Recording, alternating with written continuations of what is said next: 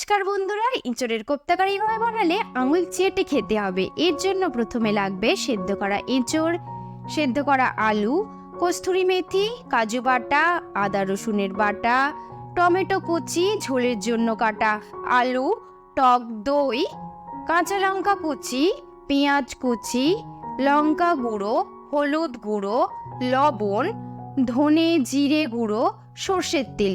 এদিকে ফোড়নের জন্য লাগবে গোটা জিরে, দারচিনি, ছোট এলাচ, তেজপাতা, শুকনো লঙ্কা।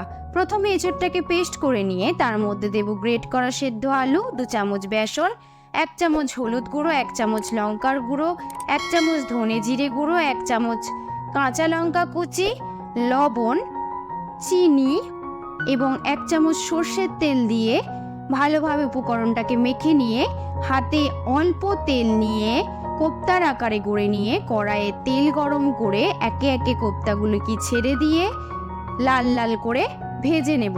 এদিকে গ্রেভির জন্য একটা পাত্রে লঙ্কা এবং হলুদ গুঁড়ো জল দিয়ে একটা পেস্ট করে নেব। তারপর কড়াইয়ে তেল গরম করে আলুগুলো হলুদ এবং লবণ দিয়ে ভেজে নেব।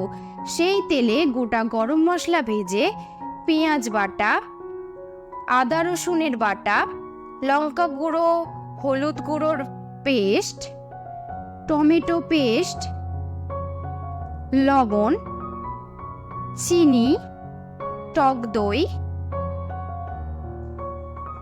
কাজু বাটা এবং ভাজা আলুগুলি দিয়ে কষিয়ে জল দিয়ে সেদ্ধ করে নেব। এরপরে সেদ্ধ হয়ে গেলে ভাজা মশলার গুঁড়ো, ক্রাশ করা কস্তুরি মেথি এবং ভেজে রাখা কোপ্তাগুলো দিয়ে একবার নাড়াচাড়া করে ওপর থেকে গরম মশলা এবং ঘি দিয়ে নামিয়ে নেব। তৈরি হয়ে গেল আমাদের এঁচোড়ের কোপ্তাকারি। ভিডিওটি ভালো লেগে থাকলে অবশ্যই লাইক, শেয়ার, সাবস্ক্রাইব এবং কমেন্ট করবে।